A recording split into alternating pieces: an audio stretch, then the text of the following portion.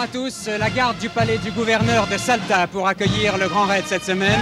La cordillère des Andes est définitivement traversée. Nous voici au nord de l'Argentine, à Salta, sans doute le pays le plus long que va traverser le Grand Raid, 4000 km du nord au sud, la 12e puissance mondiale. Mais une puissance mondiale qui a subi de gros chocs politiques au cours des dernières années. 1976, le coup d'État militaire du général Videla. 1982, la guerre désastreuse et ruineuse des Malouines. 31 octobre 1983, le retour à la démocratie avec l'élection de Raúl Alfonsín après 40 ans d'hégémonisme péroniste et 7 ans et demi de dictature militaire. Beaucoup de plaies à penser côté économique, un taux d'inflation avoisinant les 500% et une dette extérieure estimée à peu près à 50 000 millions de dollars. Personne ne le sait très exactement. Retour en arrière, 6 jours à travers l'altiplano bolivien. La voie que tu vois au milieu avec les deux petits pics, et la voie comme ça fait la voie des Français, Chaque semaine, nous vous montrons au cours de cette émission des films tournés par les candidats. Mais il y en a certains que vous ne verrez jamais, car ils s'arrêtent au bout de quelques plans pour différentes raisons. C'est ce qui est arrivé cette semaine à Alexandre Bochaté.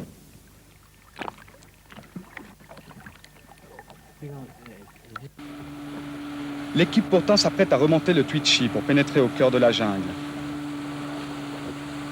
Plusieurs jours de navigation agrémentés de quelques leçons made les Castors Junior, comme ces porteurs pour qui la fabrication d'un radeau nécessite toujours la même technique et le même matériau, le bambou.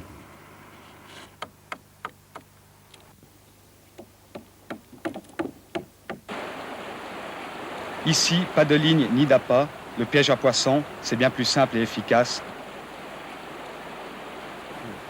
L'aventure se poursuit, chaussures à l'eau et sac au dos. J'allais peut-être enfin les rencontrer, ces fabricants de rêves pour qui le seul repère s'appelle Amazonie. Malheureusement, ma caméra s'éteignit comme par enchantement. Il me l'avait dit, ce sorcier vaudou, la cocaïne, c'est tabou. Restez encore avec nous, notre récit n'est pas terminé. À quelques kilomètres de Santa Rosa, les premiers champs de cocaïne, l'or blanc de la Bolivie. 3 cueillettes par an pour ouvrir le tiroir-caisse 3 fois de suite. Une véritable manne pour ce petit pays. Deuxième surprise, ce sont des Noirs qui cueillent la cocaïne. D'où viennent-ils? De ces temps souvenirs où l'Amérique se faisait sur le dos des esclaves. Ils ont eu leur heure de gloire, certes, lorsqu'ils étaient arrivés à créer un État indépendant.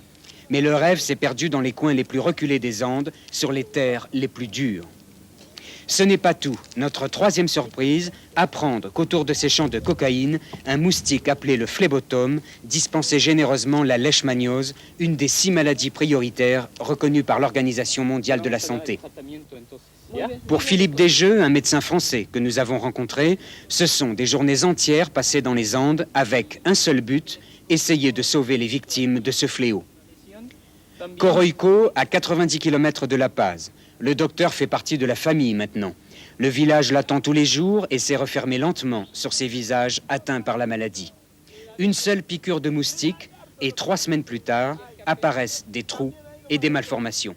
Et toute la gravité de la maladie dans cette région est précisément ce que vous pouvez observer chez lui, c'est-à-dire ces mutilations de l'oreille. Vous voyez ici le pavillon de l'oreille qui a été entièrement attaqué, mutilé. Le nez qui est également très abîmé, avec la destruction totale de la cloison nasale et l'affaissement des 2 ailes du nez. De l'autre côté, également, la joue, avec cet aspect incroyablement rétractile qui lui mutile le visage. Nous l'avons traité médicalement par le traitement classique, qui est un médicament à base d'antimoine, et qui a donné un excellent résultat. Malheureusement, vous voyez que ces déformations sont irréversibles. Il nécessiterait bien sûr une intervention de chirurgie esthétique, malheureusement très délicate dans le contexte économique actuel. La maladie a atteint les sommets jusqu'à 3000 mètres. En 3 ans, 800 cas ont été enregistrés à La Paz, pour ne pas parler de tous ceux qui ne sont pas déclarés. Les villages perdus de la Bolivie comptent leurs malades en attendant leur piqûre quotidienne. En redescendant vers La Paz, la veille de notre émission, il y avait désormais l'autre versant des Andes qui se cachait dans les couleurs sombres de la nuit et qui s'appelait la lèpre blanche.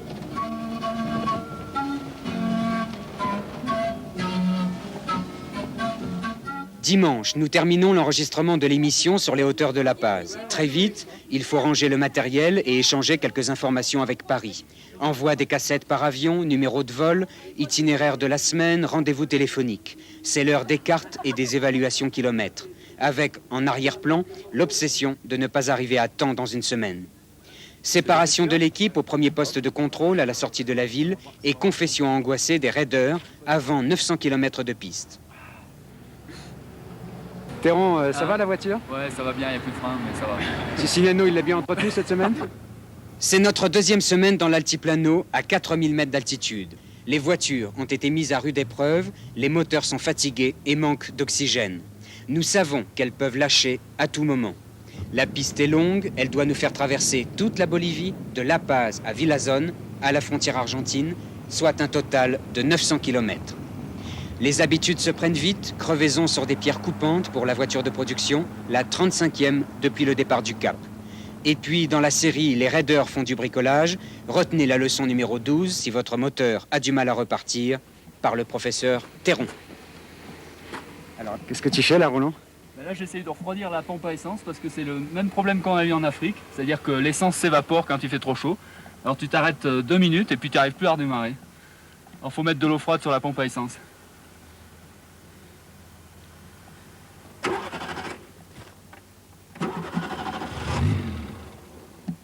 Ça marche pas? Ah non. Voilà. C'est tout simple, hein. La voiture réparée, il y a cette piste qui défile devant moi, bien lisse, bien propre, avec ces nuages de poussière qui se perdent sur l'altiplano. Dans mon dos, j'ai le son d'une flûte des montagnes.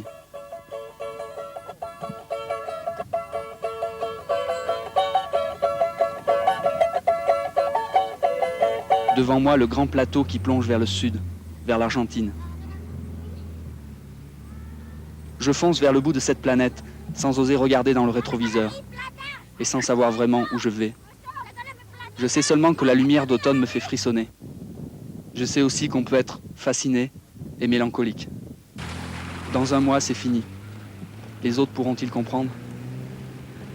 Il n'y a pas énormément d'itinéraires entre La Paz et la frontière argentine, ce qui fait que nous nous sommes tous retrouvés au milieu du chemin, à Potosí exactement. Avec une mauvaise surprise, il n'y a plus une goutte d'essence dans toutes les stations-service de la ville et nous allons devoir attendre encore quelques heures, ce qui va nous mettre sérieusement en retard pour notre entrée en Argentine.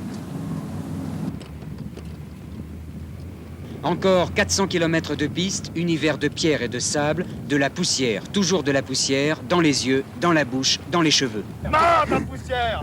Dans les cheveux, la poussière! Qu'est-ce que tu penses des pistes boliviennes? Je préfère les pistes suisses. Arrivé à Cotaiga, à 200 km de la frontière argentine, le village entier sort dans la rue pour nous accueillir et comme cela se passe depuis 6 mois, la curiosité d'une planète qui observe une autre planète.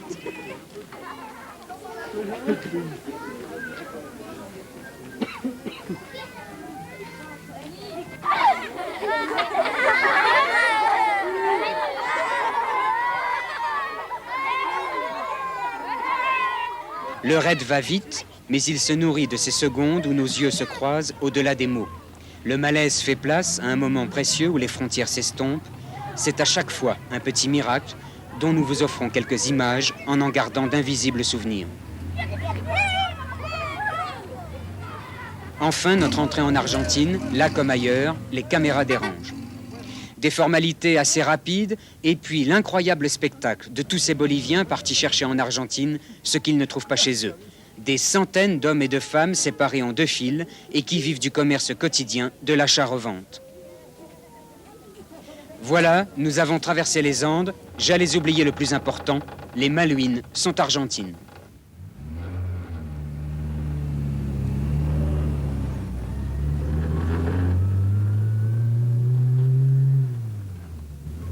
Fin de la traversée de la cordillère des Andes, nous sommes redescendus de 5000 mètres à un peu plus de 1200 mètres d'altitude. Nous retrouvons maintenant à Paris Jairo, l'enfant du pays.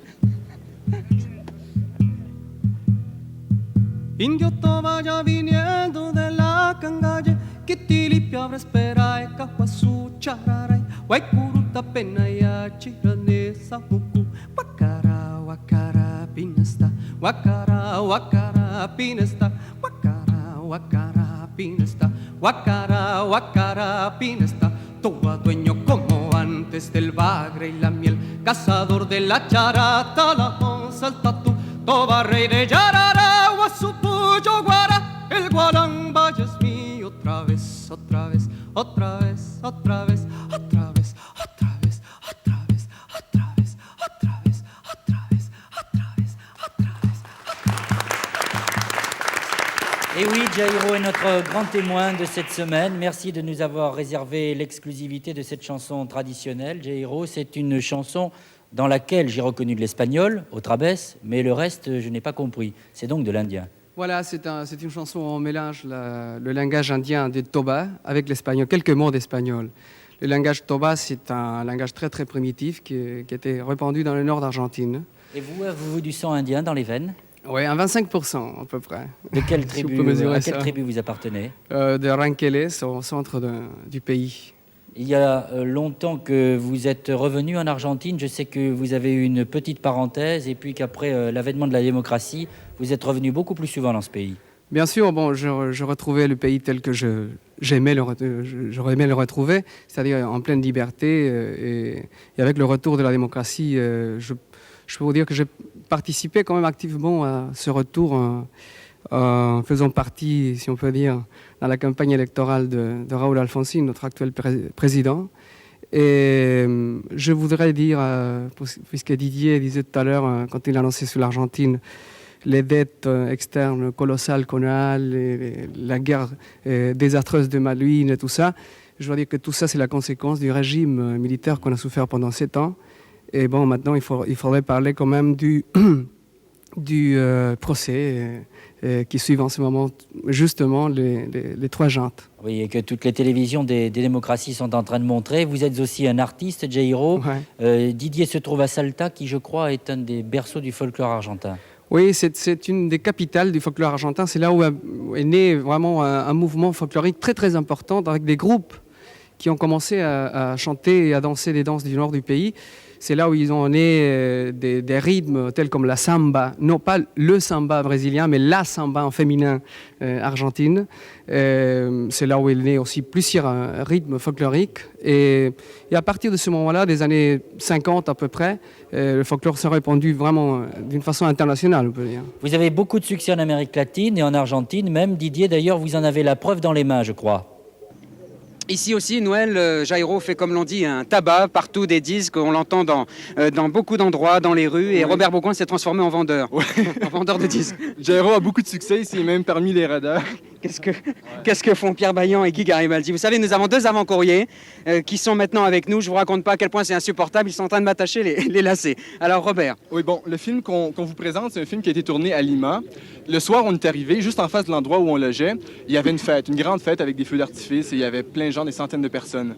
Le lendemain matin, en lisant les journaux, on s'aperçoit qu'il y avait 7 bombes qui avaient explosé, des bombes installées par le Sentier lumineux. Dans les bruits du feu d'artifice, on n'avait rien entendu. Heureusement, il n'y a pas eu de victimes. Mais c'est pas toujours le cas. À Huanta, une ville qui est pas très loin d'Ayacucho, c'est l'endroit au Pérou où il y a le plus de victimes du Sentier lumineux. Alors les gens ont décidé qu'ils en avaient assez. Alors ça donne le film que vous allez voir. C'est un sujet assez d'actualité, un sujet qui devait être traité. Le reportage proposé par Francis Lévesque et Robert Bourgoin, Esmeralda.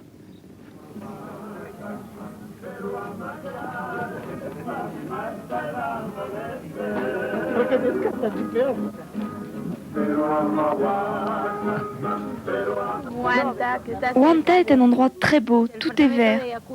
On l'appelle Esmeralda de los Andes, tellement c'est vert. Esmeralda de los Andes, l'émeraude des Andes, veut revivre ici, à Lurigancho, près de Lima. L'église, l'école et le parc seront aux mêmes endroits. Les rues porteront les mêmes noms. Et surtout, ce sera vert, comme à Huanta, près d'Ayacucho. Cette volonté de refaire un monde est celle de gens qui sont réfugiés dans leur propre pays. En septembre dernier, 1500 des 10 000 habitants quittent Huanta à l'invitation du maire de Lurigancho. Oscar Venegas est lui-même originaire de l'émeraude des Andes. Ils sont venus car la situation politique est horrible près d'Ayacucho. Ces gens sont de mon village. Je veux les aider à reconstruire, à progresser. Je veux partager leurs problèmes. Si le partage est possible, les solutions le sont moins. Les problèmes sont un cortège propre à tous les réfugiés du monde. Aucun droit à la propriété, pas d'argent pour construire, pas de services. Si certains étaient médecins, avocats ou professeurs, ils se retrouvent aujourd'hui vendeurs de rue ou chômeurs. Et puis, il y a ceux qui vivent avec le souvenir d'un cauchemar éveillé. La signora Urbay a un jour trouvé son fils aîné en lambeaux de chair. Elle ne sait plus si c'était l'armée ou la guérilla. Je ne retournerai jamais à Huanta. Si j'y retournais, mes enfants se feraient tuer. Je ne suis pas très heureuse ici. Il n'y a pas d'éducation ou de nourriture pour les enfants. Mais enfin, il y a de la sécurité. Les enfants de l'Esmeralda meurent pour n'avoir pas collaboré avec la guérilla ou sont exécutés par l'armée qui les soupçonne d'en faire partie. Esmeralda de los Andes, prise entre deux feux, prisonnière des bombes et des balles. Esmeralda de los Andes, qui n'est plus aujourd'hui qu'un refrain annonçant la terreur et la mort. À chaque mois de mai, à Huanta, on descend la croix dans le village.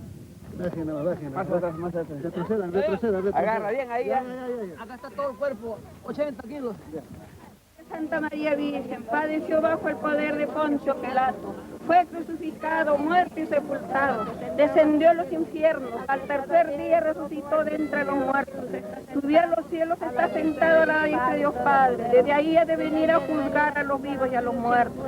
Creo en el Espíritu Santo, la Santa Iglesia Católica. Cette année, la poussière a remplacé l'herbe verte sur le chemin.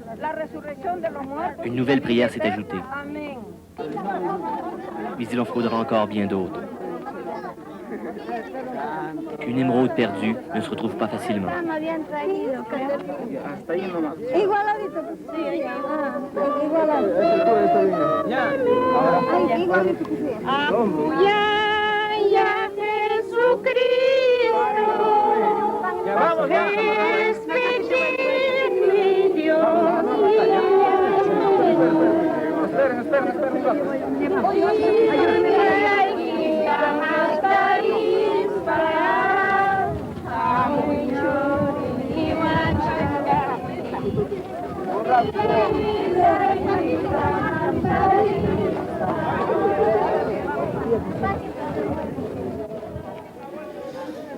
Oui, Jairo, un reportage qui nous plonge au cœur d'une population marquée par un destin contre lequel, semble-t-il, elle ne peut rien faire. Exactement, c'est une exode moderne.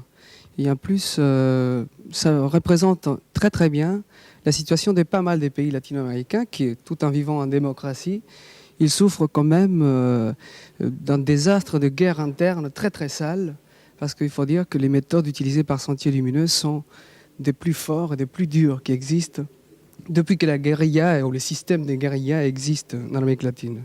Bien, nous allons passer immédiatement à la notation maintenant, en commençant par Sophie Eke pour RTL Télévision. C'est vrai que c'est un sujet intéressant. Il est peut-être parti un petit peu dans trop de directions. En tout cas, 7, 3, 4, 4, 7 pour un total de 25. Vincent Philippe pour la Suisse romande. Pour moi, le choix du sujet est très bon. L'exposé du sujet est un peu plus flou. Vous expliquez bien ce qui se passe au début, mais tellement rapidement qu'on ne saisit pas exactement l'enjeu. Mais il y a de très belles images, notamment la croix qu'on processionne, si vous me permettez l'expression, dans le sable et la poussière. Ça, c'est assez beau. Mes notes, 8, 3, 4, 3 et 6, total 24. José Sacré pour Télé Monte Carlo. 7, 3, 3, 3 et 8, ce qui fait un total de 24. Bruno Albin pour Antenne 2. Et moi, je suis tout à fait d'accord avec Vincent Philippe, mais je suis un peu plus généreux que lui. Pour une fois. Il nous étonne aujourd'hui. 8, 3, 3, 3, 8, total 25. Voilà qui satisfait beaucoup Jean-Louis Boudou, qui s'abstiendra de noter, puisqu'il représente Radio-Canada. Un global de 98 points, 98. 98. Avant de vous passer la parole, Didier Assalta, pour nous présenter le deuxième sujet de ce programme d'aujourd'hui, je voudrais vous donner une petite indication. Vous savez qu'il y a 2 semaines, nous avions eu de gros problèmes puisque des cassettes de reportage avaient été perdues. Eh bien, nous avons fait notre petite enquête auprès des autorités de l'Équateur, de Quito, et nous nous sommes aperçus, d'après les renseignements qui nous ont été donnés, que ces cassettes ont été subtilisées beaucoup plus près de Paris que de l'Équateur. Voilà ce que je voulais vous dire avant que nous écoutions les raiders nous présenter le deuxième reportage. C'est bien dommage, mais enfin c'est une information, Noël. Le deuxième reportage nous est présenté par l'équipage d'Antenne 2, Georges Siciliano et Roland Théron, que je cherche. Où est-ce qu'il est passé? Ah, il est là, Roland. Ah ouais. Bonjour, Roland. Ça se passe bien l'Argentine? Ça va, et toi, ça s'est bien passé cette semaine? Oui, ça s'est pas mal passé. Et pour Georges Siciliano, ça se passe pas mal aussi? Ah, et pourtant, au prix où est le pamplemousse. Bon, alors, toi, le seigneur du Vercors est allé se promener dans les montagnes. Ouais, c'est vrai, quand on arrive à La Paz, moi, ce qui m'a vraiment frappé, c'est les montagnes. Il y a La Paz, la capitale de la Bolivie, qui est dans une sorte de cuvette à 3006, et puis il y a des sommets à 6000 autour. Et moi, je suis parti tout de suite là-bas, dans les montagnes, parce que j'avais envie de monter en altitude. Et on arrive dans un petit village qui s'appelle Bolsa Negra, à 5000 mètres d'altitude. Et là, il y a à la fois un décor qui est assez fantastique, et puis il y a des conditions de vie très dures sur des gens que j'ai rencontrés. Ce qui fait que c'est un petit peu ce mélange-là que j'ai vécu pendant quelques jours, pendant les 2 ou 3 jours que je suis resté là-haut. Et ça a donné des images que moi j'aime bien, et puis un texte assez spécial que j'ai écrit là-dessus. Et, bon, toi tu les aimes bien les images, en tout cas c'est le principal. Ouais, reportage présenté par Antenne 2. Dernier recours.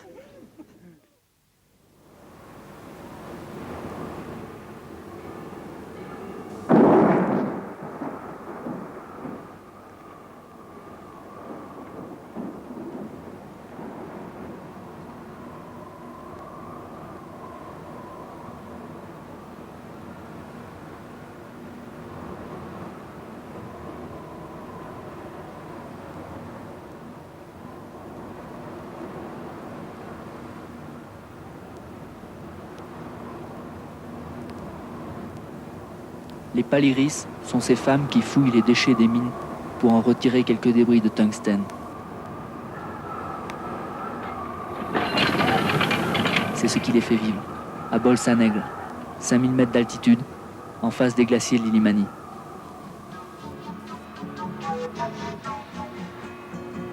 Pour résister, les feuilles de coca que l'on mâche lentement.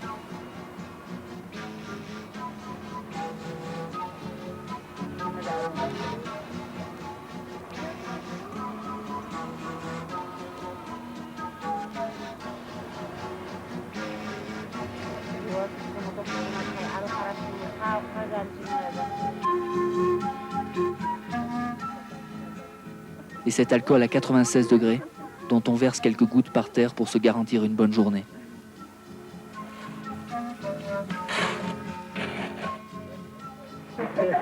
Comme tous les matins depuis 15 ans, Maria commence à trier ses pierres. Je travaille de 8h à 5 ou 6h, mais si je veux, je peux travailler jusqu'à 6h30. Et l'altitude, ça rend le travail plus difficile? Oui, il fait froid et très humide. Et ton mari travaille aussi toute la journée? Oui, il travaillait à l'usine comme mécanicien et maintenant il est chauffeur. Qu'est-ce que tu fais pour ne pas trop te fatiguer dans ton travail? Je prends un peu de coca. C'est pour te donner plus de force? Oui, après déjeuner, j'en prends un peu. Après vers 3h et aussi le matin à 8h pour commencer. Maria est payée à la quantité de minerais qu'elle trouve. Mais la qualité baisse. La montagne se vide lentement. Ça te plaît ici à Bolsa Negra? Non, j'aime pas du tout parce qu'il fait froid. Et tu vas en ville de temps en temps? Quelquefois, je vais acheter de la salade, 1 ou 2 fois par mois. Parce qu'ici, c'est difficile de se procurer de la nourriture? Il y a des pommes de terre et autre chose aussi. Mais il manque beaucoup de choses pour nous alimenter. De la viande, vous en avez? Oui, mais pas toujours. Midi, les hommes sortent. Les paliris ne rentrent jamais dans la mine. Seulement 2 fois par an pour les célébrations du carnaval. Elles sont généralement veuves et remuer ces cailloux est un peu leur dernier recours. Elles touchent leur salaire au taux officiel, 4 ou 5 fois inférieur à celui du marché noir. Payées tous les 3 ou 4 mois, dans ce pays où le taux d'inflation est le plus fort au monde. Tout juste de quoi nourrir leur enfant, qui se débrouille tout seul, car il n'y a personne à la maison. Qu'est-ce que ça signifie parler des conditions de travail ?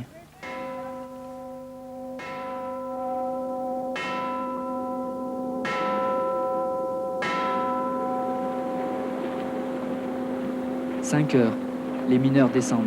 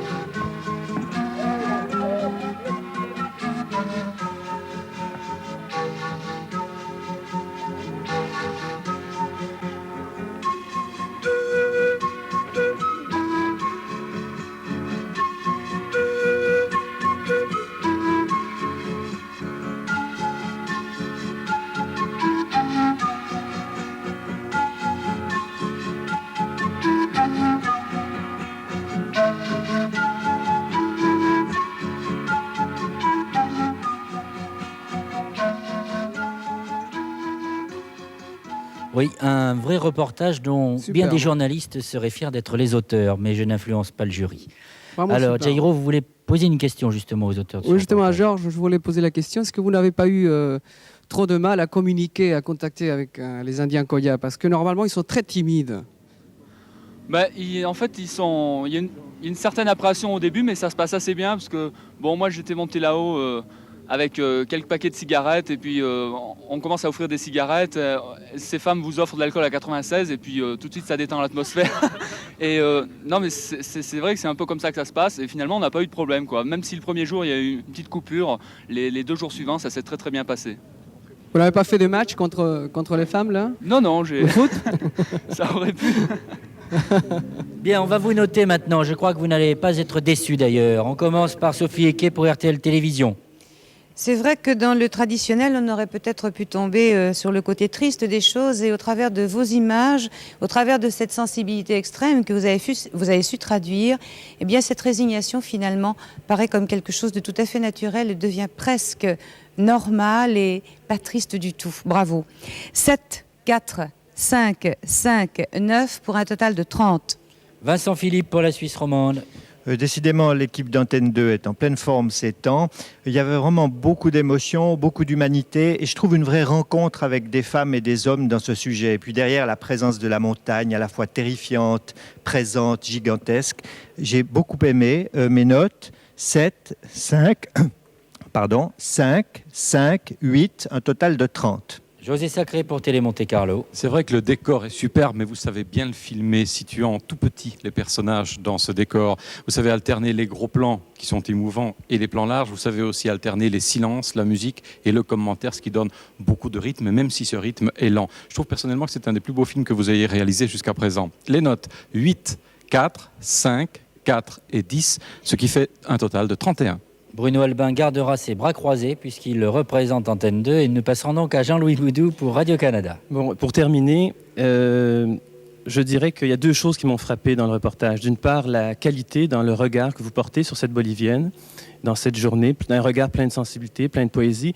Et la deuxième chose, c'est le choix du sujet que je trouve courageux parce que c'est pas un sujet avec un enjeu terrible, mais c'est un sujet qui parle tout simplement du quotidien et c'est bien. Alors, les notes 7, 5, 5, 5 et 9, 31 points. Un global de 122 points. Voilà, on vous applaudit. Je vous avais dit que vous ne seriez pas déçus, c'est chose faite maintenant. Nous écoutons la présentation du sujet des demoiselles de Télé Monte Carlo, Didier. Ils ont presque trop de points, les raiders d'Antenne 2. Alors, nous passons à Télé Monte Carlo avec Christine et Guylaine, avec un titre très très évocateur sur la piste des Kalawaya. Alors, de quoi s'agit-il ? Alors, les Kalawaya, ce sont des personnes, disons que nos esprits ont vite fait de cataloguer dans des catégories, bon, disons parallèles ou inquiétantes, mais qui en fait pourraient nous apporter beaucoup de choses. Puis ce sont aussi des gens qui sont d'habitude au contact avec toute la population, mais qui là se sont montrés un peu timides face à la caméra. Puis bon, ce sont des gens qui m'ont intéressé, qui m'ont déçu, mais qui m'ont aussi passionné. Reportage proposé par Christine Demont et Guylaine Merlan sur la piste des Kalawaya.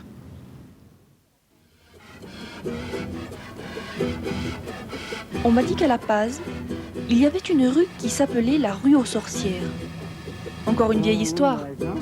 Non, il y a vraiment des sorcières. Celles que j'ai rencontrées n'avaient rien de terrifiant. Pas de chapeau, pas de chat noir et même pas de balai. Pourtant, son étal était tout à fait insolite.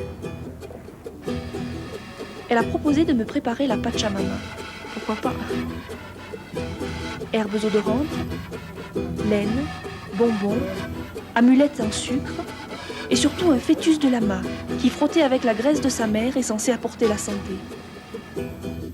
Elle m'a expliqué que 2 jours plus tard, il faudrait que je l'enterre ou que je la fasse brûler par un Kalawaya.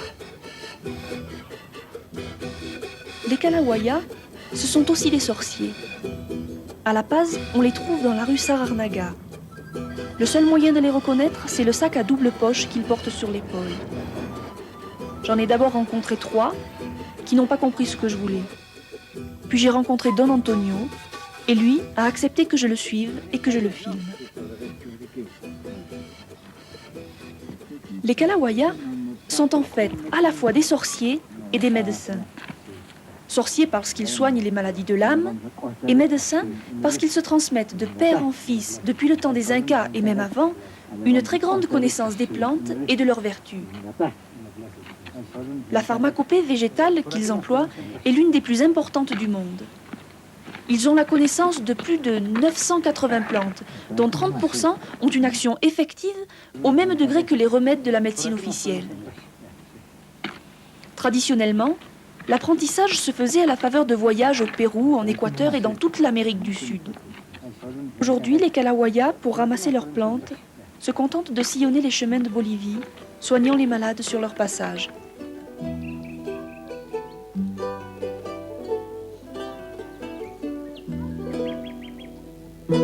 Cette vieille femme lui avait demandé d'éloigner la mort.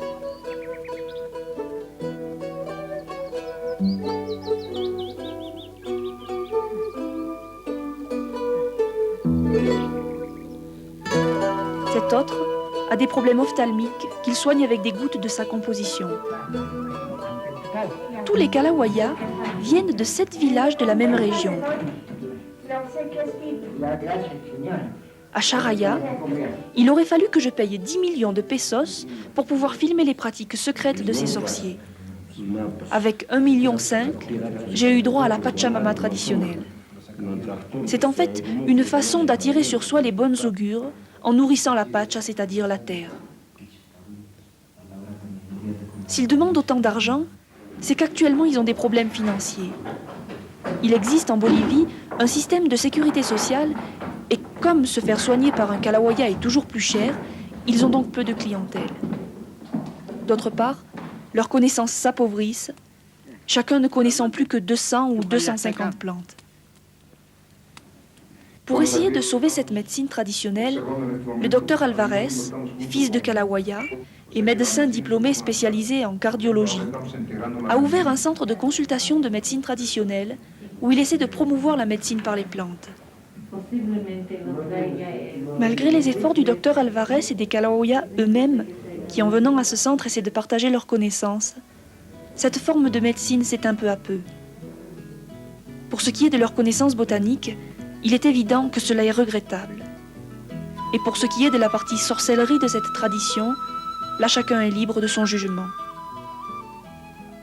Don Antonio a 80 ans.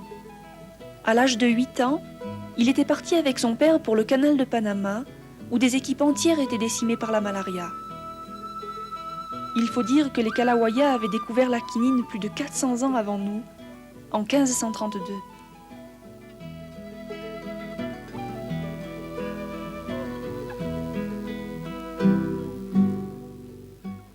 Les Kalawaya, une tribu d'Indiens qui a l'air très marginale dans son propre pays. C'est possible, mais je veux dire que de Don Antonio, comme il s'appelait le vieux monsieur, j'ai connu quelques-uns à la campagne en Argentine. Je crois que ça va exister toujours malgré le progrès, malgré l'arrivée des avantages, des sécurités sociales et tout ça. les gens ils se réfugient parce que c'est un problème de peau, un problème d'odeur, de parfum, de cœur, d'identité quoi. D'identité, voilà, c'est la Pachamama, ça veut dire la mère terre. Alors c'est ça. Alors je voudrais poser la question justement à une des filles. Je voudrais savoir s'ils ont suivi toutes les indications pour leur Pachamama et qu'est-ce que ça a donné. Bon, ben de résultats évidents, il n'y en a pas, mais tout bon, il y avait tout. Il y avait les sucreries, les amulettes, le vin par-dessus, les petites prières. Alors justement, Guylaine, tu nous as apporté un petit souvenir, montre-le, c'est très intéressant à la caméra.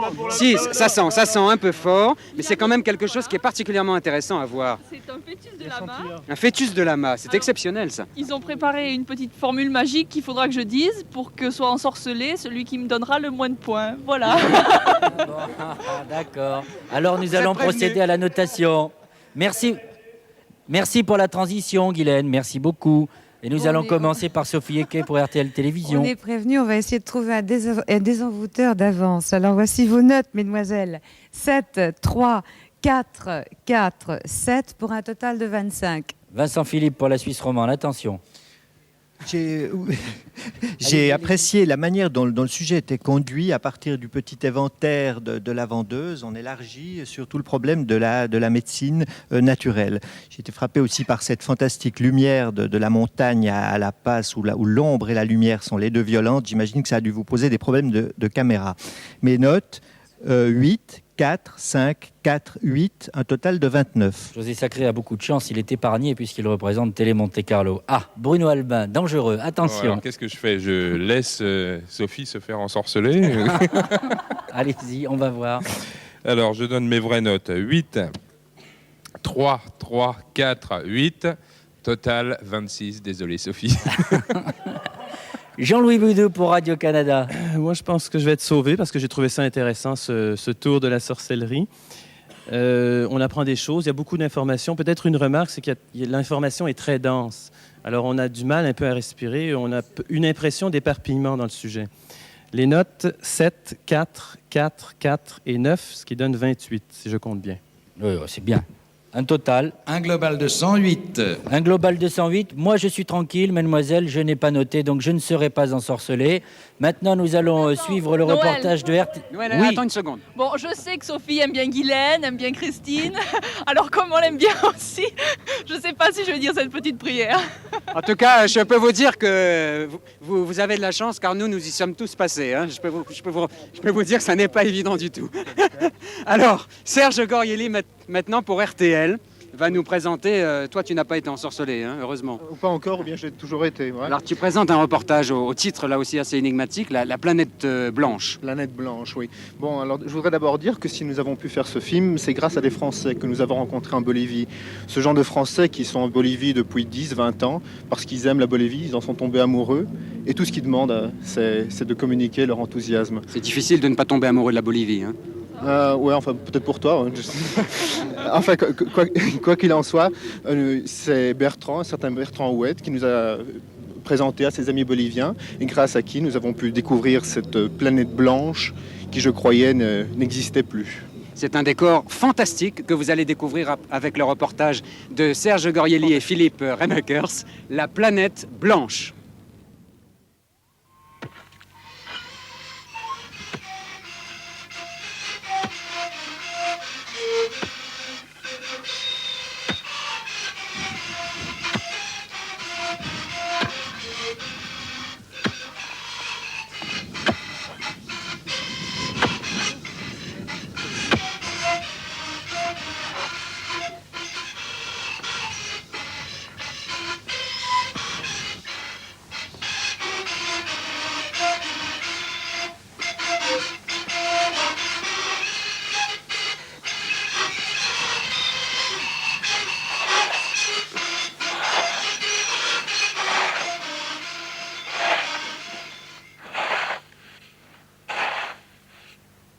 C'est une planète étrange, une planète où tout est froid, humide et blanc.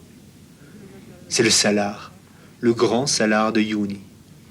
Ici, la hache tombe et dure, la pelle entasse, propre et pyramidale.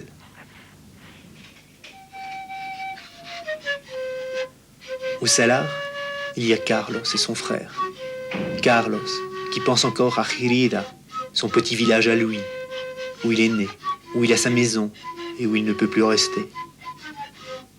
Un thé parfumé à la quinoa, quelques feuilles de coca, le boulot va commencer. C'est qu'à Chirira, la terre, elle doit reposer.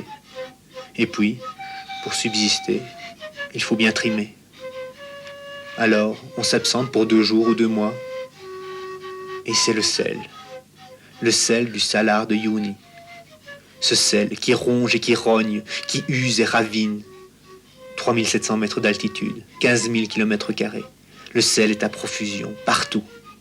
Seule la région de Colchakis l'exploite, et depuis longtemps. Ils y sont 100 à besogner. Toute la production bolivienne y trouve son compte. Et puis, Carlos, pendant toute la journée, il amasse et il bourre. Des blancs naissent, le relief ondule, et le camion passe et les formes trépassent. Carlos est payé à la tonne et s'en tire en moyenne avec $1,50 par jour. C'est le camionneur qui régale, c'est le chef. Il est propriétaire du véhicule et avant de se soumettre à d'autres, c'est lui qui propose et impose ses conditions.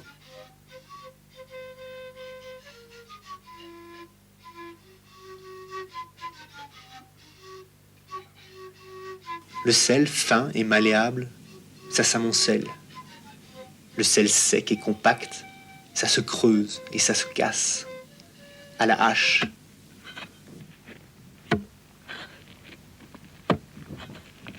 Germano, le frère de Carlos, trace les tranchées, en tire des tronçons, et puis coupe et équarrit pour donner des pavés de sel.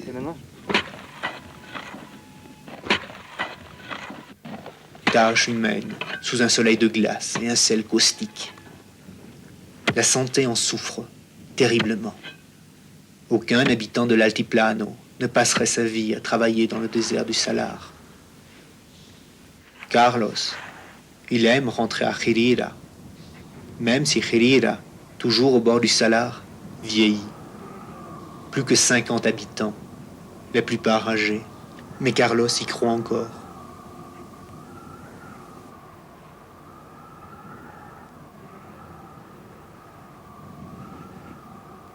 Le Salar, c'est peut-être grand, dur ou vide, mais c'est surtout une planète, étrange et douloureuse. Eh bien, il faut croire, chers amis, que vous avez suffisamment bien évoqué les racines de Jairo, parce qu'il m'a dit, ce reportage, je viens de le voir, je le trouve tellement bien que je n'ai aucun commentaire à y ajouter. Les images se sont suffies elles-mêmes.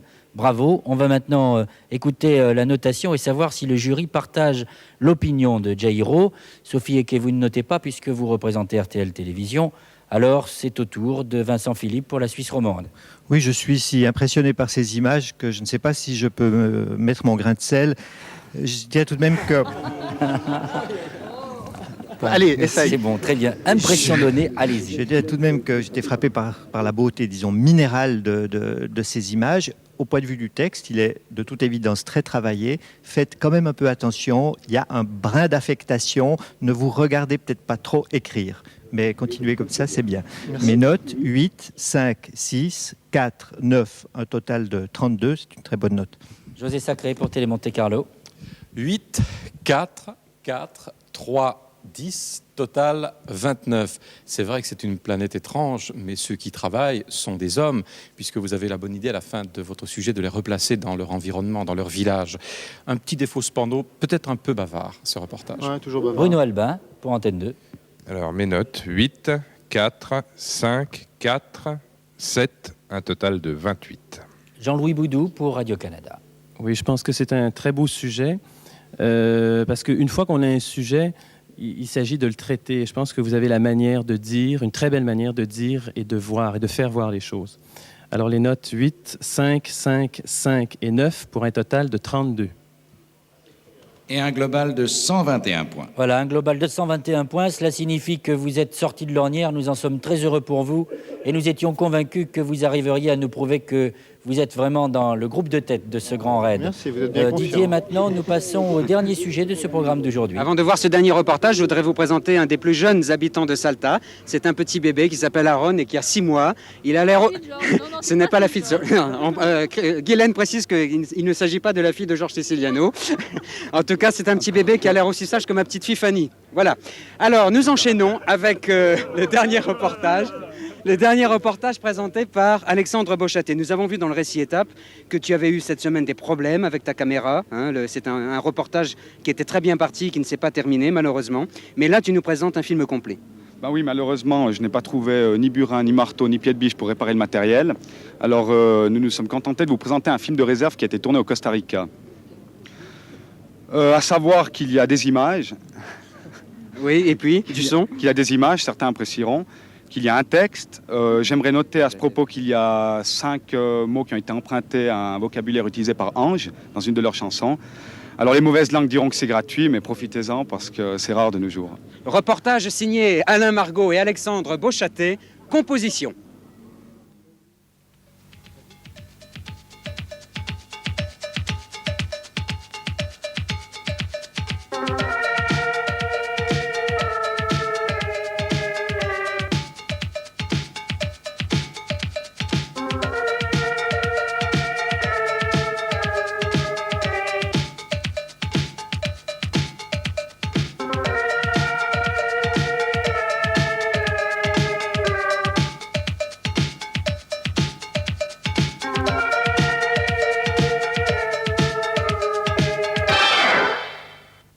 Si j'étais le Messie, je serais sculpteur de brume. Je la dissiperais et les formes naîtraient.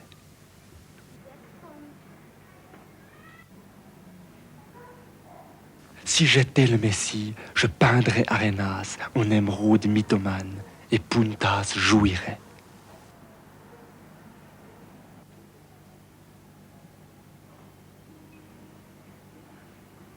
Si j'étais le Messie, j'inventerais des couleurs que je donnerais aux femmes, et les hommes jalouseraient.